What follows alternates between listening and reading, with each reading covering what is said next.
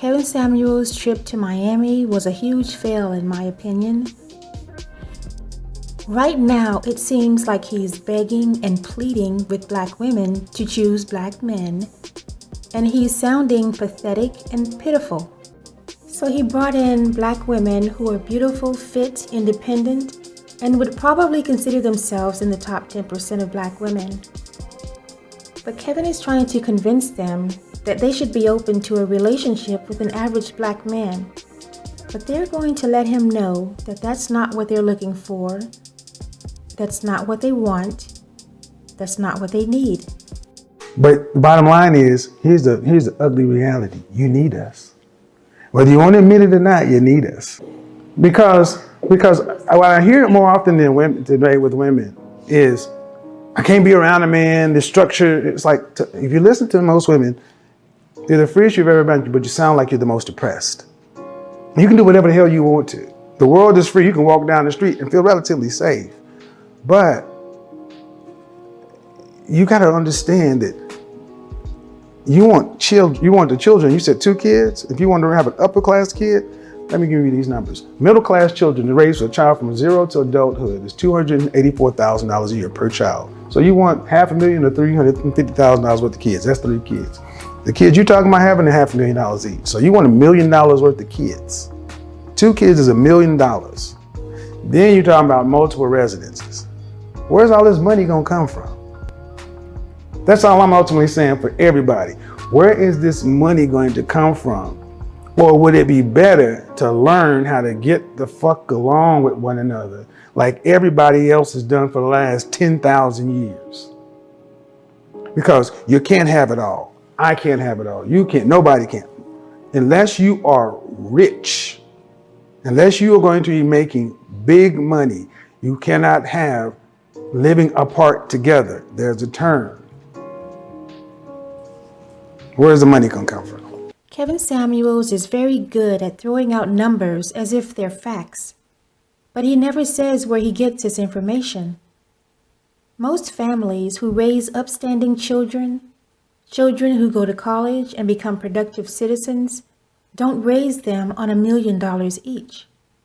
So with these huge numbers he's throwing out, he's asking where's the money coming from, as if there are a large pool of successful black men waiting in the wings to marry these women.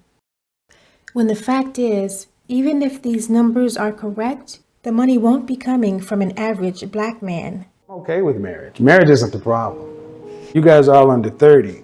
So you've grown up in an area of immediacy, a lot of options. You've grown up in an era where it feels like you have more choice than you really have and more freedom than you really do. There's a lot of structure. And at the end of the day, what you're going to find is, especially for women, you have the way nature works. You have to get the bigger parts of your life figured out sooner if you want children, because life makes choices for women before they make choices for men. You said you didn't feel like you should have to tailor your needs around the man you need. I want there to be mutual ground and good compromise if I'm in a relationship, which I don't want to be. But if I'm in a relationship, I do want there to be good compromise. However, I want to be able to fully support myself with my goals and what I want to do with my career, to where I'm in the position to where I don't need another person. Okay. It would be nice. Having that other person is more like a luxury, like a good thing, like, you know, having ice cream after you just ate dinner. That's what I want it to be like. Not necessarily to need somebody. Okay. So what do you by age 50, what is your profession? I didn't ask that earlier. I want to be a producer for. The worst thing Kevin Samuels wants to hear a woman say is that she's independent and she doesn't need a man.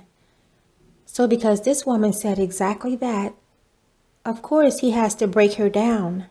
And he has to make her believe that she does need a man.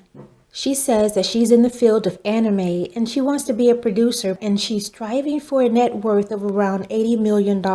She will go on to explain that she wants to sell books. She's an illustrator and her favorite artist has a net worth of $80 million. And that's what she's striving for. Now, even if she falls way short of that goal, and builds a net worth of only $20 million. That's still a huge accomplishment that most people won't even dream of. But what Kevin Samuels doesn't understand is that a person's net worth and their annual salary are two different things. But he doesn't seem to get it.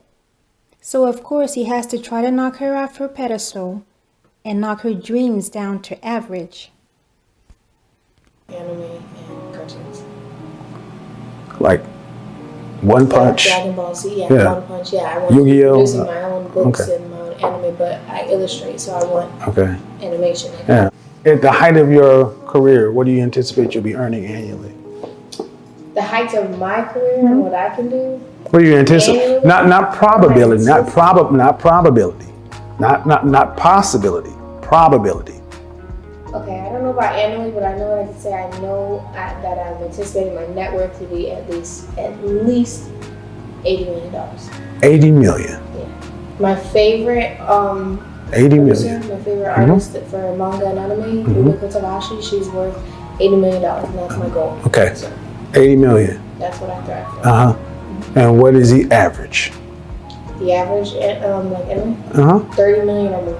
No, the average annual salary? No, net worth. That's why I said I don't know about Okay. annual. Well, the thing is you have, before you get in, okay. Yeah. We always, when we can look at the outliers. But what would your proper title be in your job? What would be your profession? Well, I don't. Would you This word for it is but mangaka. manga what? Mangaka. That's what it's called. It's like someone who makes manga, comic books, and anime. It's called mangaka. I don't know the Japanese word. I don't know. Anime producer. Manga, anime, Mangaka. but there's a job title, anime producer. Yeah. All right.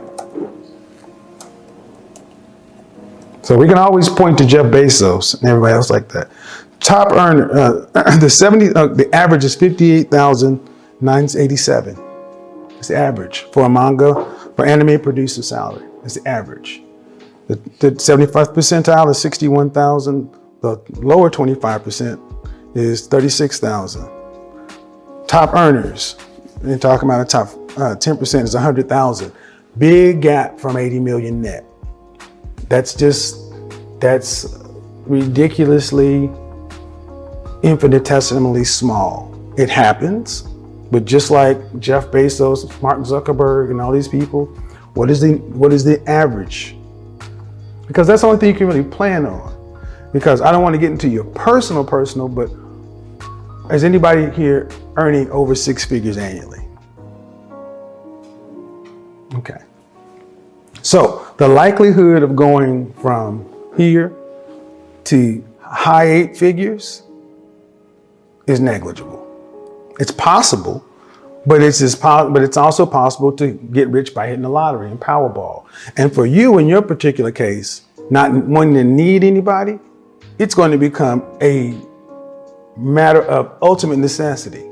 You have to live off of what you earn. What you're talking about doing puts you right in line with the average middle class American, being able to live roughly paycheck to paycheck. No real savings, having little to no cushion. That's what investment is called. But you can only invest what you earn. See, oftentimes when I talk to people, especially when I talk to women, I hear how they anticipate getting money. It's some sort of entrepreneurialism through real estate or stocks or crypto. And that's just more Jack and the Beanstalk. It requires input, currency. You can't make money from investments without having the money to put into it. Where's the money going to come from? Investing in stocks, real estate, owning their own business, all of these ideas are very attainable if that's what they want to do. A person can easily invest in stocks with little money. And did he state why Black women can't enter into or invest in real estate? This is how people grow their net worth. Judging by this conversation alone, do Black women really believe this man has any interest in giving them sound advice, when all he's doing is throwing them under the bus to entertain and keep Black men watching? Kevin Samuels' entire message is fraudulent. misleading, and makes no sense. Even if all these women decided to give up their careers and be everything that black men want them to be, they still are not going to marry them. This is what the facts and data show, and this is what Kevin Samuels knows. There's only one way to keep score with what men do, by who they marry. All men will have sex with all of y'all. They'll tolerate all of you. They'll smash. But wife you? Hell no. Most men will be like, because what can a man do about a situation that's outside of his control? The small 13% of black women who marry black men file for divorce at an 80% rate. So while you believe you want to be married to a black man, stats show a large percentage end up unhappy and wanting to get out.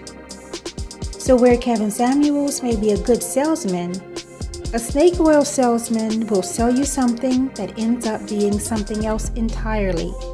And to Kevin Samuels, stop begging black women to settle for low-value black men. Concentrate your efforts on black men again and help them be better and do better. That's the only way black women will come.